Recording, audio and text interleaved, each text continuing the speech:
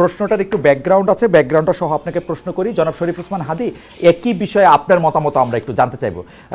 জনাব মাসুদ কামাল, আপনি জানেন যে আমরা গত পরশুদিন এই সরকারের একজন উপদেষ্টা জনাব আসিফ মোহাম্মদ সজীব ভুঁইয়ার একটা ইন্টারভিউ নিয়েছিলাম। সেই ইন্টারভিউতে আসিফ মোহাম্মদ সজীব ভুঁইয়া সরকারের ভিতরে ক্ষমতার কেন্দ্র অনেকগুলি যেরকম বলেছিলেন, আমার সরাসরি প্রশ্নের উত্তরে তিনি ডিজিএফআইয়ের কথা বলেছিলেন। আমি ডিজিএফআই তো সরকার প্রধানের অধীনে, সেনা প্রধানের অধীনে না, তাহলে ডিজিএফআই যদি কোনো কাউকে কোনো বক্স করে, আমি ইঙ্গিত করেছিলাম যে তাহলে তো এটা সরকার প্রধানের জানার কথা। তিনি বলেছিলেন যে না, এটা কমপ্লেক্স সিচুয়েশনের কারণে, আমি তাকে কোট করছি, কমপ্লেক্স সিচুয়েশনের কারণে অন পেপারস যেরকম আছে যে ডিজিএফআই প্রধান উপদেষ্টাকে রিপোর্ট করবে বা যেটা যেভাবে চলা উচিত সেটা সেভাবে চলছে না। তিনি সেনাবাহিনীকে ইঙ্গিত করেছিলেন, তিনি রাজনৈতিক দলগুলিকে বলেছিলেন যে ক্যান্টনমেন্টে গিয়ে তাকে ম্যান্ডেট দিয়ে এসছেন বলে সরকারের ভিতরে অনেকগুলি সরকার তৈরি হয়েছে, ক্ষমতার মিলিটারি একটা ক্ষমতার কেন্দ্র তৈরি হয়েছে বলে এটা তিনি বলছিলেন, এবং এই সরকারকে একটা দুর্বল সরকার বলছিলেন। তারপরই আমরা দেখলাম শাম্মী হক, আওয়ামী লীগ নেত্রী শাম্মী হকের বাসায় চাঁদাবাজির ঘটনায় যে গ্রেফতারকৃত ব্যক্তি, তিনি আসিফ মোহাম্মদ সজীব ভুঁইয়ার নাম বলছেন। মানে আমি পুরো প্রেক্ষাপটটা এই কারণে বলতেছিলাম যে কামাল ভাই, আপনি তো সব কিছু খুব নিবিড়ভাবে পর্যবেক্ষণ করেন। আমরা এখন কাকে বিশ্বাস করব? মনে করেন যদি কয়েকজন উপদেষ্টার নামে কিছু দুর্নীতির অভিযোগ থাকে, তারা যদি দুর্নীতি করেন সেটা একটা অবস্থা, কিন্তু সরকারের ভিতরে যদি আরেকটা সরকার, ক্ষমতার কেন্দ্র, ডিজিএফআই এজেন্সি, যেটা যার নিয়ন্ত্রণ করার কথা তাকে নিয়ন্ত্রণ না করে অন্যদেরকে এটা গ্রুপ করে, সেইটাকে আপনি কি বলবেন? সরকার প্রধানকেও আপনি এইভাবে কীভাবে দেখেন? মানে এখানে আরেকটা ছোট কথা আমি একটু বলে রাখি, জনাব আসিফ মোহাম্মদ সজীব ভুঁইয়া বলছেন যে এই যে ইশাককে মেয়র হতে না দেওয়া, এটা উপদেষ্টা পরিষদের সিদ্ধান্ত। আসিফ নজরুল এই কথাটা আমার কাছে পুরোপুরি উল্টো কথা বলেছেন। তিনি বলেছেন যে হাসান আরিফ শাহাদাতের ক্ষেত্রে এটা দেখেন নাই, আসিফ মোহাম্মদ সজীব ভুঁইয়া দেখেছেন, কিন্তু আসিফ মোহাম্মদ সজীব ভুঁইয়া বলেছেন এটা উপদেষ্টা পরিষদের সিদ্ধান্ত। প্লাস ওই যে এজাজ সাহেবকে নিয়োগ দেওয়া হয়েছে উত্তর ঢাকায়, সেইটা উপদেষ্টা পরিষদের সিদ্ধান্ত এবং সেইটা তিনি জানতেনও না অনেক ক্ষেত্রে। তো এই পুরোটা ক্ষেত্রে কি এটা মনে হচ্ছে যে ছাত্র প্রতিনিধি যারা আছেন বা সরকারের ভিতরে সরকার, ইউনূস সাহেব একটা বিভাজনের রাজনীতি করতেছেন এবং একটা মানে আমি কি বলবো আমি জানি না। সরি এত লম্বা প্রশ্ন করার জন্য, কিন্তু প্রেক্ষাপটটা একটু আপনাকে বললাম কামাল ভাই, আপনি এটা নিয়ে বললে আমরা একটু হাদির কাছে এটা শুনবো। জি কামাল ভাই, আপনি প্রথম যে কথাটা বললেন, একটা কথা বললেন এখানে আর কি, আমরা আসলে কাকে বিশ্বাস করব? আমি একজন সাংবাদিক হিসেবে আপনাকে বলবো, আমি আসলে কাউকে বিশ্বাস করব না, আমি সবাইকে সন্দেহ করব। একজন সাংবাদিক হিসেবে আমার কাজই হচ্ছে যারা ক্ষমতায় আছেন তাদেরকে সন্দেহ করা, এবং সেই সন্দেহটা মানে দূর করার দায়িত্ব তাদের। আসিফ মোহাম্মদ সজীব ভুঁইয়া যেটা বলেছেন, আমি মানে সব তো আমার একসঙ্গে মনে থাকবে না, আমি যেগুলো মনে আছে এগুলি বলি। উনি যেটা বলেছেন এজাজের এই নিয়োগটা উনি জানতেনই না। উনি তো চিঠি লিখেছেন আপনার কি বলে জনপ্রশাসন সচিবকে নিজে হাতে লিখেছেন, এই যে উনি জানেন উনি খুব একটা যোগ্য লোক, তো উনি আবার জানতেন না কিভাবে বলেন? উনি তো ব্যক্তিগত প্যাডে চিঠি লিখেছেন, উনি নিজে সিগনেচার করেছেন। আমি একটু ছোট করে বলি, আসিফ মোহাম্মদ সজীব ভুঁইয়া বুঝিয়েছেন যে উপদেষ্টা পরিষদ তাকে এই চিঠিটি তাকে লিখতে, মানে এখন উনি ছোট মানুষ বা আমি ছোট বড় মানে বয়সের কারণে আমি বলতেছি না, সরি এটা আমার বলা উচিত হয় নাই। উনি যেহেতু সংশ্লিষ্ট মন্ত্রণালয়ের উপদেষ্টা পরিষদের সিদ্ধান্তটা তাকে বাস্তবায়ন করতে বলা হয়েছে, সেই জন্য উনি চিঠি দিয়ে এটা কাজটা করছেন, এটা আমি বুঝছি উনার কথায়। এটা কখন হয়? সাংবাদিকতা করছে, এটা হয়? উপদেষ্টা পরিষদ কখনো একজন লোককে বলবে তুমি চিঠি লেখো? উপদেষ্টা পরিষদ মিটিং করে তারাই তো সিদ্ধান্ত দিয়ে দিবে। এটা কি হয় নাকি? আমরা তো ভাই কিছু কিছু জানি, কিছু কিছু তো বুঝি সিস্টেমটা। ওকে, তো ওনারা তো সিদ্ধান্ত দিয়ে দিবেন। এখানেও কিরকম হয়েছে যে উপদেষ্টা পরিষদ তাকে বলেছে ওকে শপথ দিতে দিও না, তাহলে ওখানে হাইকোর্ট যে রায়টা দিল, ওই রায়টা কি ছিল? হাইকোর্ট কি বুঝে না কি করতে হবে? এবং ওনারা কি বুঝেন না হাইকোর্টের রায় তাদের মান্য করতে হবে? দেখেন এগুলো নিয়ে অনেক জল ঘোলা হয়েছে, অনেক পানি ঘোলা অনেকে করেছেন। ইশরাক সাহেব তার রাজনীতি করেছেন, বিএনপি তার রাজনীতি করেছেন, সবাই করেছেন। তো ওনাদের সমস্যাটা কি? শাহাদাত সাহেব এটা যে কারণে হয়েছে, ঠিক একই কারণে ইশরাক সাহেব এটা হলো না কেন? একই তো কারণ, একই জিনিস, তো একই বিষয়, একই জিনিস। সমস্যাটা কোথায়? এই পুরো বিষয়টা হলো পলিটিক্যাল। তার মানে এই গভর্নমেন্টটা এই ঘটনাগুলি নিয়ে যেরকম আচরণ করেছে, এটা হলো পলিটিক্যাল আচরণ করেছে। বিতর্কটা ওনারা ইনভাইট করেছেন, যে আমাদেরকে বিতর্ক ধরে না কেন, ওই ইনভাইটেশনের বিতর্ক তাদের কাছে আসছে। কথাগুলি সিম্পল। দেখেন ডিজিএফআই যে কথাটা বলা হয়েছে, ডিজিএফআই সেটা আপনি যে বলেছেন, এটা তো আসলে সরকার প্রধানের হাতে। এখন সরকার প্রধান যদি মনে করে যে ডিজিএফআই আমার কথা শুনছে না, উনি ডিজিএফআই আগা 5 তলা চেঞ্জ করলেই পারেন, করেন না কেন? এইগুলি আসলে কিছু না। আমি বলি আপনাকে, ওনারা যেগুলি বলে না, এ করতে দেয় না, ও করতে দেয় না, আসলে এই গভর্নমেন্টকে আমি মনে করি একটা নন সিরিয়াস টাইপের গভর্নমেন্ট।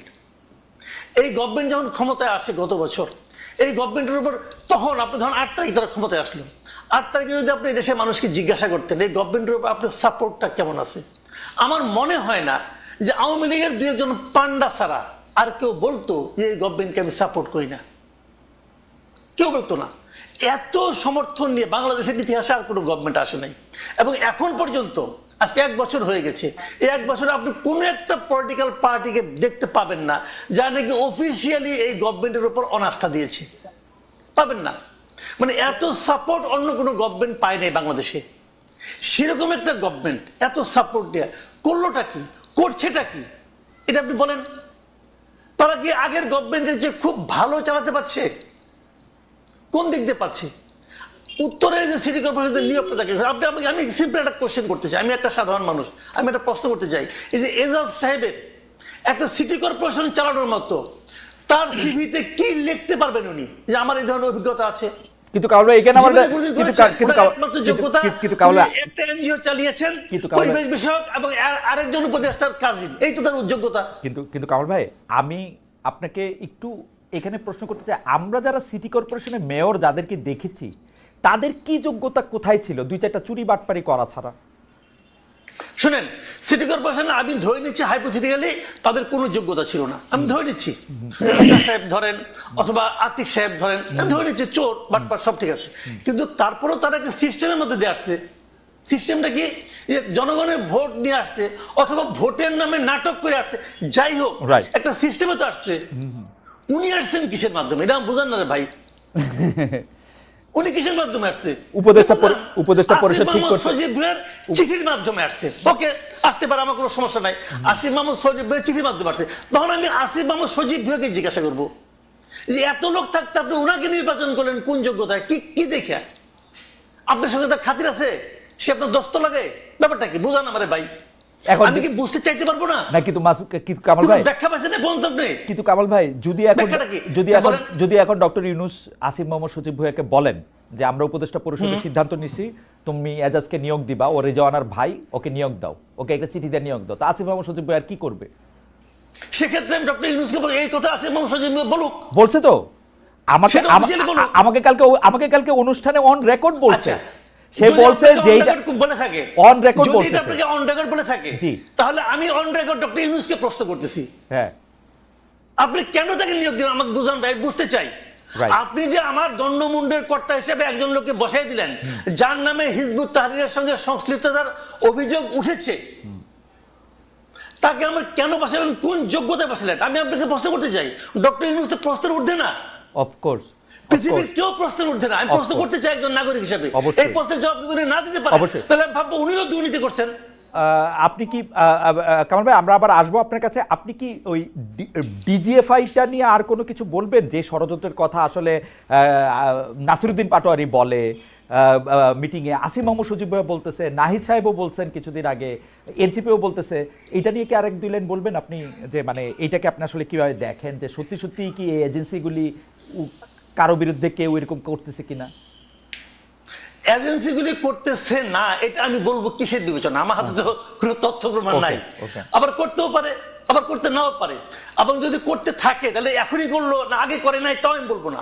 সমস্যাটা কি হয়েছে আমি বলি, যদি কিছু করে অথবা না করে, যখন কোনো একটা বিষয় আমার বিরুদ্ধে যায়, যখন কোনো একটা বিষয় আমাকে বিব্রত করে, তখন আমি কিন্তু একটা ভিলেন খুঁজে বেড়াই। এটা হলো আমাদের দেশের সাধারণ মানুষের মানসিকতা, আমারও মানসিকতা তাই। তখন আমি করে কি, যদি আমি নিজে দোষী হই, আমি কিন্তু আমার দিকে তাকাই না, আমার দিকে তাকানো উচিত যে আসলে কি এই জন্য আমি দায়ী। আমরা করে কি আমার দিকে তাকাই না, আমি একটা ভিলেন খুঁজে বেড়াই। যখন কোনো ভিলেন না পাই তখন একজনকে এমন এক লোকের নাম বলি অথবা এমন একটা সংস্থার নাম বলি যাকে আমি ক্রস চেক করতে পারবো না। ওকে, আমি জিজ্ঞেস করি এখানে ওরকম কিছু একটা হয়েছে? এটা খুবই ইন্টারেস্টিং কথা বলছেন কামাল ভাই। আমি আপনাকে এই জায়গায় একটু আপনার কাছ থেকে একটু জনাব হাদির কাছে একটু যাই। জনাব হাদি, একই প্রশ্ন, আমি প্রশ্নটাকে এরকম করতে চাই, আপনি কি আসলেই মনে করেন কিনা সরকারের ভিতরে একটা সরকার আছে এবং কারো কারো বিরুদ্ধে ষড়যন্ত্র হতেছে, সেটার জন্য এজেন্সিকে কাজে লাগা হইতেছে, এবং এইটার জন্য এটা আপনি সরকার প্রধানকে বা সরকার যারা চালাইতেছে তাদেরকে আপনি আসলে দায়ী করেন কিনা? আমি আসিফ মোহাম্মদ সজীব ভুঁইয়ার অবস্থা দেখেই বলতে চাই, চাঁদাবাজির জন্য যে গ্রেপ্তার, যিনি রিমান্ডে ছিল, তার একটা ভিডিও ফাঁস হয়েছে, সেই জায়গা ধরেও যদি আপনি একটু বলেন। জনাব হাদি। আসসালামু আলাইকুম, ঠিকানার দর্শকদেরকে শুভেচ্ছা। দেখেন, প্রথমত হলো আমাদের আলোচনাটা ওই যে উত্তরের সিটি কর্পোরেশনের মেয়র বা ওদিকে মোড় নিয়ে যাচ্ছিল। তো ব্যাপার হলো তাকে ডিফেন্ড করা বা কোনো কাজ আমাদের না। আমি শেষ থেকে একটু শুরু করি আপনার সাথে। যেমন ডিজিএফআই প্রশ্ন যেটা এসছে, এখন দেখেন এখানে একটা খুবই গুরুত্বপূর্ণ ব্যাপার হলো যে এজেন্সি গুলো রাষ্ট্রের অত্যন্ত গুরুত্বপূর্ণ পজিশনে থাকে, তাকে রাখতেও হয়, কিন্তু আমাদের জুলাইয়ের পরে যেটা কাজ ছিল যেগুলোকে প্রফেশনাল করে তোলা, আরো বেশি প্রফেশনাল করে তোলা। ফ্যাসিবাদ হাসিনা মিলে যেটা করেছিল, এই প্রফেশনাল প্রতিষ্ঠানগুলোকে শতভাগ আওয়ামী লীগের, সোজা কথা আপনি ধরেন নাজি বাহিনী তাদের যে ভিন্ন ভিন্ন এরকম সেগমেন্ট তৈরি করেছিল, এরকম এনএসআই, ডিজিএফআই রাষ্ট্রের সব থেকে গুরুত্বপূর্ণ অর্গানগুলোকে তাদের পার্টির পান্ডা বানিয়ে ফেলেছিল। তো এখন আমরা যেটা প্রত্যাশা করেছি যে তাদের ওই দীর্ঘ কালচার তারা পরিবর্তন করে, তারা প্রফেশনালি রিয়াক্ট করবে। আমি আপনাকে শুধু একটার সাথে ধরাই দিতে চাই, ধরেন এই যে 5ই আগস্ট ঘোষণাপত্রের দিন এনসিপির কিছু লোকজন কক্সবাজার গেল।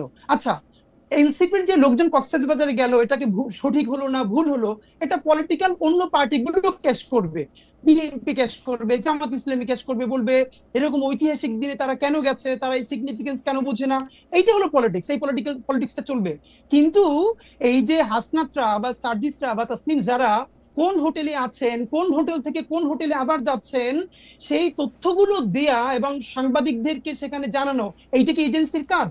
আমরা এই প্রশ্নটা কেন করছি না? আমরা বারবার বলছি জনাব হাদি, জনাব হাদি, আমি একটু আপনাকে আবার, মানে আপনি একটু যদি আমাকে একটু সময় দেন, আমি আবার একটু ব্যাকগ্রাউন্ডটা বলি। আপনি ডিজিএফআই এর প্রফেশনালিজমের কথা বলতেছিলেন।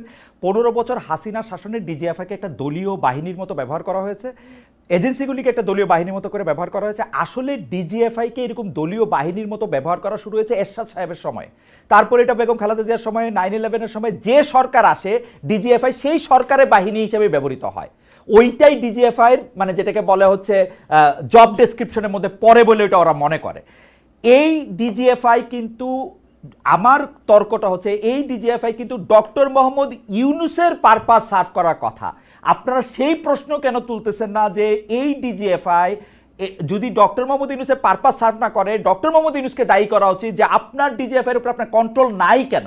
কারণ ডিজিএফআই কিন্তু সেনা প্রধানরাও কি বলে অ্যাকাউন্টেবল করে, সেনা প্রধানের উপর নজরদারি করে, সেনা প্রধানের আন্ডারে কিন্তু ডিজিএফআই না, নট এট অল। ওকে ওকে ওকে ওকে খালেদ ভাই, আমি একটু আপনাকে বলি, আমরা এই সরকার সম্বন্ধে একটা ফিডব্যাক গত 10 মাস ধরে দিয়েছি কমপক্ষে 100 বার, মিডিয়াও এটা প্রচুর আছে। আবার আপনাকেও আবার আজকে বলি, রিপিট করি, এই সরকার হলো বাংলাদেশের ইতিহাসের সব থেকে জনসমর্থিত সরকার এবং সব থেকে দুর্বলতম সরকার। এই দুটোই তার ক্ষেত্রে সত্য। সে সব থেকে জনসমর্থিত সরকার, গণ অভ্যুত্থানের সকল স্টেক তাকে বসিয়েছে, এবং সব থেকে দুর্বলতম সরকার এই অর্থে যে এখানে সে কন্ট্রোল নিতে পারে না। ব্যাপার হলো এটা, এই যে কন্ট্রোল নিতে কেন পারলো না, এটা নিয়ে দীর্ঘ আলাপ আছে। কিন্তু এখানে একটা দেখেন, ডক্টর ইউনূসের সাথে আর ইন্টারিমেরও যে একটা ভিন্ন জায়গা আছে, এইটা আমরা কিন্তু অ্যাড্রেস করি। আপনারা খেয়াল করবেন যে স্বাভাবিকভাবে এই সরকারের ব্যর্থতা তো ডক্টর ইউনূসের উপরে প্রথমে যাবেই, এটা যাওয়া অবশ্যই যাবে। কিন্তু আপনার খালেদ ভাই মনে থাকবার কথা, যেদিন ডক্টর ইউনূস বাংলাদেশে নেমেছেন সেদিন কিন্তু মাত্র 3টা উপদেষ্টা পদ খালি ছিল। এর মানে আগের সকল উপদেষ্টা পদ সব রেডি, ডক্টর ইউনূস আসার পরে আর মাত্র 3টে পদ খালি ছিল। তখন আমরা ডক্টর ইউনূসকে বলছি যে আপনি তাহলে এখানে কারা কারা উপদেষ্টা আছে, এখানে বিএনপির লোকজন আছে, এখানে জামাতের আছে, এখানে জাসদের আছে, জনাব হাদি, এটাকে আপনি হিয়ারসে বলতেছেন নাকি প্রামাণিক সাপেক্ষে বলতেছেন? কারণ আমরা জানি ডক্টর মোহাম্মদ ইউনূস হাসপাতালের বেডে শুয়েও উপদেষ্টা পদ চেঞ্জ করেছেন। মানে আমরা তো, আর আমি ডক্টর ইউনূসের সাথে, উনি প্রধান উপদেষ্টা হওয়ার পরে আমার কোনো কথা হয় নাই, কিন্তু আগের কথা, মানে আমি জানি যে আপনি যে বলতেছেন উপদেষ্টা পদে নিয়ে নেওয়া হয়েছিল, তো সেই 3 উপদেষ্টা পদে কি ডক্টর মোহাম্মদ ইউনূস ওই স্বাস্থ্য উপদেষ্টা, তারপরে এই যে এদের নিয়োগ দিচ্ছেন, এই যে এনজিও, আরো 2জন যে এনজিও, তাদের নিয়োগ দিচ্ছেন? না, হতে পারে, মানে হতে পারে, কিন্তু আমরা হলো যেটা বাকিদের কে নিয়োগ দিছে? এই সমস্ত গণ অভ্যুত্থানের শক্তি সবাই মিলে দিচ্ছে, কারণ পলিটিক্যাল পার্টি সবাই বসছে, বিএনপি বসছে, জামাত বসছে, এবি পার্টি বসছে, ছাত্ররা বসছে, কিন্তু আমাদের তর্কটা ওই জায়গা না। আমরা ভাই আপনারা যেটা মূলত বলতে চাই, দেখেন এই যে মাসুদ ভাই এখন পর্যন্ত যেটা বললো, মুশকিলটা হইলো যেমন আপনি আমার সরাসরি একটা আমার একটা পরিচয় আছে যে আমি এই জুলাই বিপ্লবের বলি অথবা জুলাই গণ অভ্যুত্থানের বলি, এটার একটা শরিক। আমরা সবাই মিলে হাসিনাকে তাড়াইতে বাধ্য করছি, এর মানে এগুলো ব্যাপারে আমাদের কোনো গ্লানি নাই। কিন্তু মাসুদ ভাইয়ের ক্ষেত্রে যেটা ব্যাপার, মাসুদ ভাই দেখেন আপনি যখন কথা বলছিলেন, আপনাকে তখন মাসুদ ভাই প্রথমে বলেছে একটা যে লীগের পান্ডা ছাড়া আর কেউ এটাকে অস্বীকার করবেন, এর মানে লীগকে তিনি প্রথমবার পান্ডা বললেন। এটা শুনে তো দর্শকরা খুশি হবে। একটু পরেই যে কাজটা মাসুদ ভাই করেছেন, ওইটাই হলো বাংলাদেশের জন্য সামনে। জনাব হাদি, আপনি কি মাসুদ ভাইয়ের কথা বিশ্লেষণ করবেন? তাহলে আপনি মাসুদ ভাইয়ের কথা বিশ্লেষণ করেন, আমি আপনাকে স্মরণ করাই দেই যে মাসুদ ভাই লীগকে পান্ডাই প্রথমবার বলতেছেন না, দর্শককে খুশি করার জন্য বলতেছেন না, এবং গত 15 বছর ধরে অন্তত পক্ষে 50,000 বার তিনি এইসব কথা বলেছেন। আচ্ছা ভাই, তাহলে আমি আপনাকে মনে করাই দিই, মাসুদ ভাই যদি গত 15 বছর ধরে এটা বলে থাকে, এর সাথে আরেকটা সত্য হলো শাহবাগে যখন নিকৃষ্টতম মব হয়েছে বাংলাদেশের, এবং সেটাকে আমার দেশ যখন ভীষণভাবে ব্যানার হেডিং করে এক্সপোজ করছে যে শাহবাগে ফ্যাসিবাদের পদধ্বনি, তখন মাসুদ ভাইয়ের প্রোফাইলে এখনো আছে 10ই ফেব্রুয়ারি 2013 মাসুদ ভাই একটা স্ট্যাটাস দিছে আমার দেশের সেইটার, যে এইটার নাম যদি হয় সাংবাদিকতা তাহলে আমি লজ্জিত। এর মানে যেই শাহবাগ বাংলাদেশের বিচার ব্যবস্থা ধ্বংস করছে, রাষ্ট্র ধ্বংস করছে, পুরো সিস্টেমকে কোলাপস করছে, সেইটাকে যে পত্রিকা এক্সপোজ করার পরে পত্রিকার সম্পাদক জেল কাটছে, মাথা তার উড়ে দিছে। কিন্তু আপনাকে আমি আরেকটু মানে একটা সেন্টিমেন্টাল জার্নি করাই। আমার দেশ পত্রিকা কিন্তু শাহবাগের এই আন্দোলনকে সমর্থন করেছে। আপনি 2013 সালের 6 ফেব্রুয়ারি, 7 ফেব্রুয়ারি, 8 ফেব্রুয়ারি পত্রিকা দেখেন। 9 ফেব্রুয়ারি বা 10 ফেব্রুয়ারি, আমার আপনার মতো এত শার্প ব্রেন না, কিন্তু 9 ফেব্রুয়ারি এসে তারা এটাকে প্রতিধ্বনি বলেছেন, ফেসিবাদের প্রতিধ্বনি হোক, যে প্রতিধ্বনি বলেছেন সেটা বলেছেন।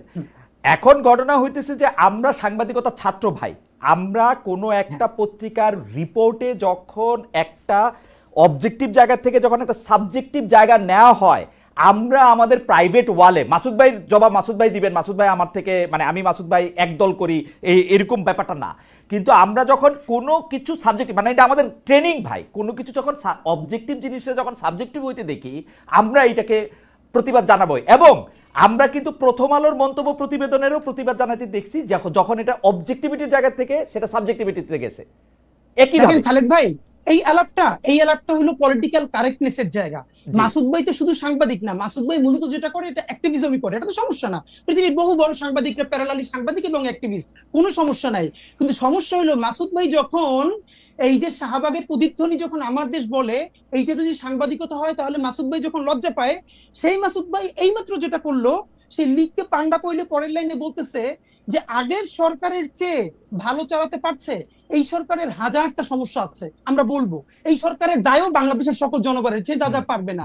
কিন্তু আপনি কি এটাকে কোনোভাবে গত ফ্যাসিবাদী আমলের সাথে তুলনা করতে পারবেন?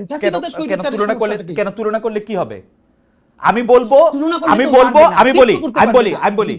বলবো হাসিনা ফেসিবাদী সরকার ছিল, কিন্তু এই সরকার ফেসিবাদী না, কিন্তু হাসিনার চেয়ে অর্থনৈতিক বা রাজনৈতিকভাবে ভালো চালাইছে কি খারাপ চালাইছে?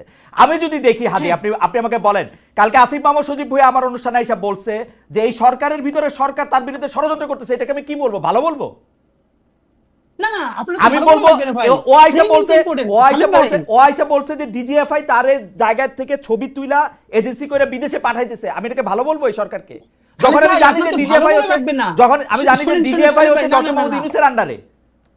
খালেদ ভাই, এই সরকারের সবথেকে বেশি সমালোচনা ইনকিলাব মঞ্চের চেয়ে বেশি কেউ করে নাই, শব্দ ধরে ধরে, বাক্য ধরে ধরে গত একটা বছর। আপনি জাস্ট পত্রিকা দেখেন, আপনি মিডিয়া দেখেন, কিন্তু প্রবলেম হলো আপনি যখন ফ্রেমিংটা, আপনি যখন একটু আগে বললো না যে এই যে ভাই একটু আগে বললো যে আপনি যখন জিজ্ঞেস করলেন মাসুদ ভাইকে যে তাহলে এর আগের যে ওই যে বর্তমান যে উত্তরের মেয়র সে যোগ্য না, তাহলে আসলে যোগ্যতাটা কি? তখন ভাই বলল যে ধরে নিচ্ছি তারা চোর, মানে ধরেন খোকা ভাইয়ের কথা বলেছে, আদিক সাহেবের কথা বলেছে, এর মানে মাসুদ ভাই বলছেন ধরে নিচ্ছি চোর, এর মানে কি চোর ধরে নেওয়া লাগবে? তারা চোর না।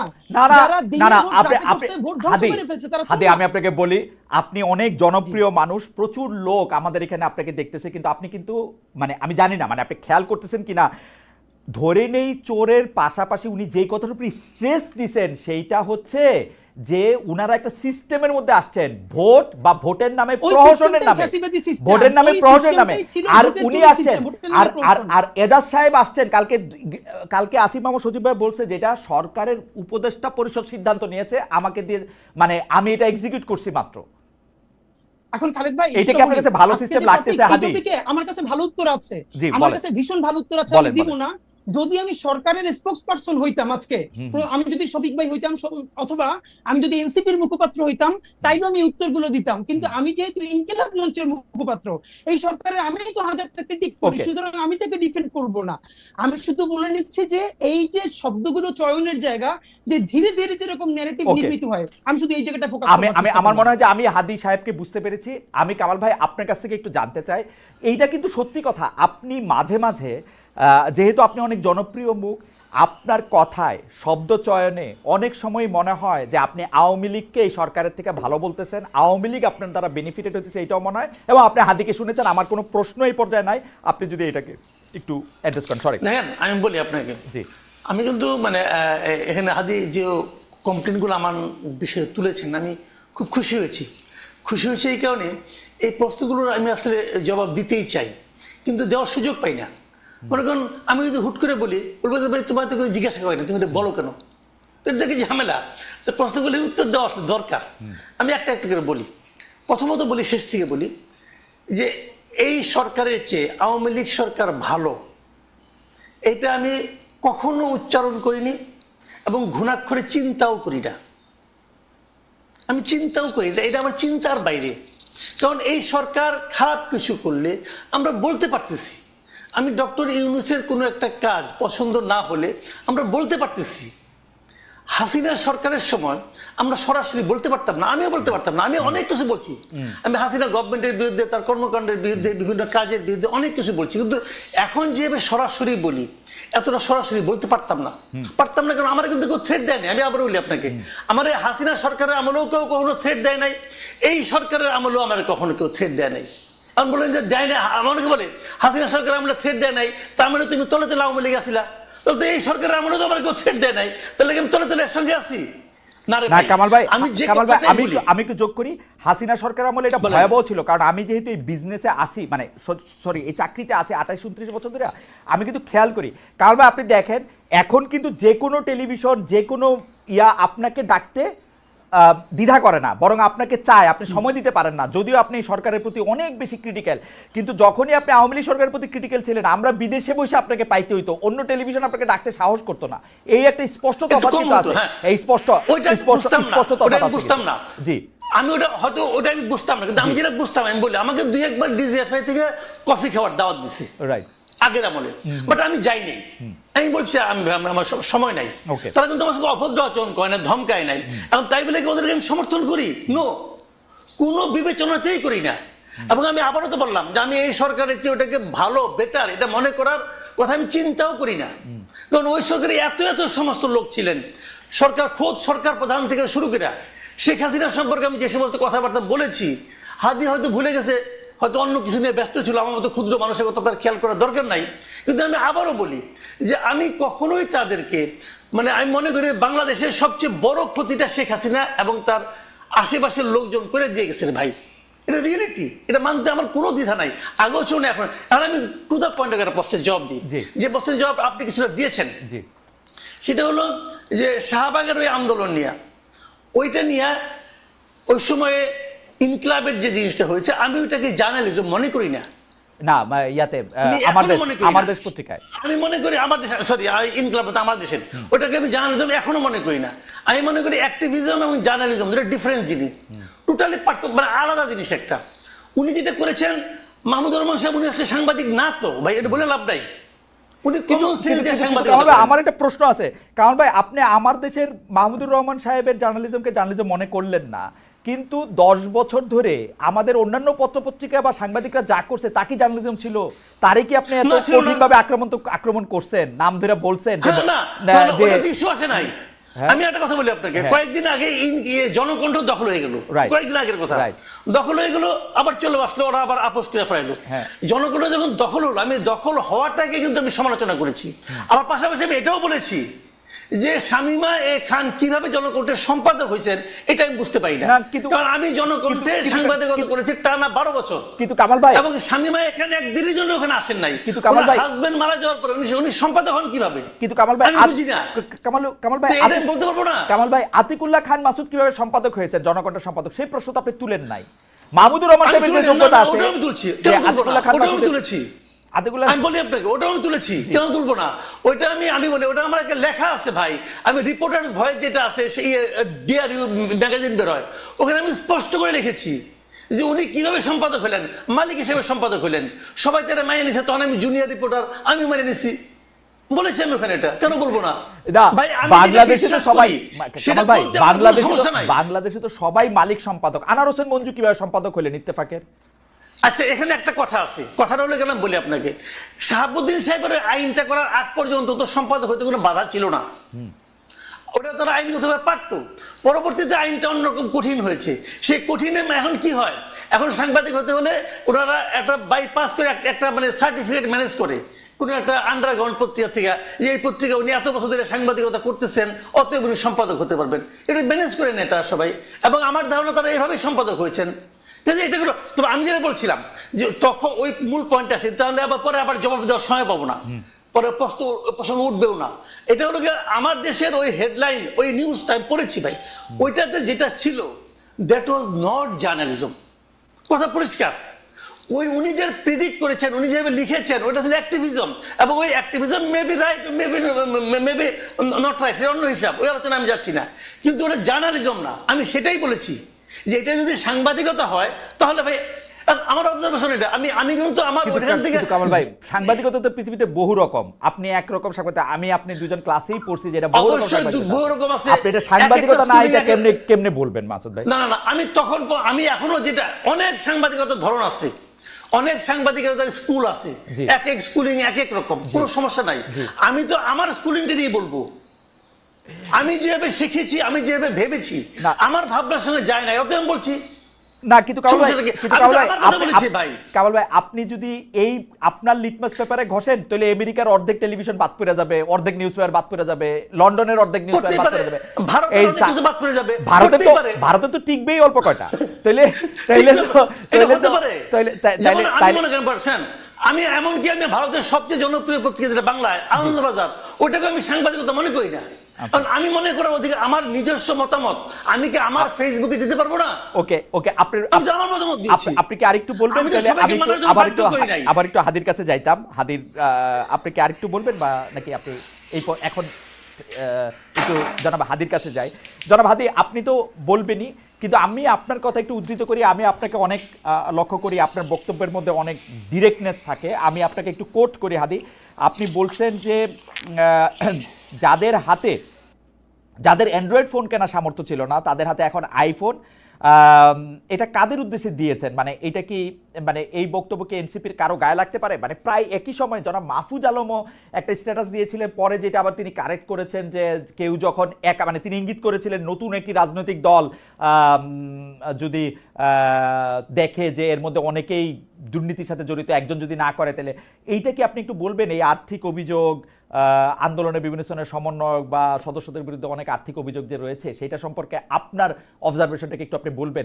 যেহেতু ইনকিলাব মঞ্চ, আমি বলছি ভাই, বলছি ইনকিলাব মঞ্চ প্রেসার গ্রুপ হিসেবে, জি হ্যাঁ, শিওর। এইটা আমি যেই প্রোগ্রামে বলেছিলাম যে যাদের হাতে অ্যান্ড্রয়েড ফোন মানে থাকতে কষ্ট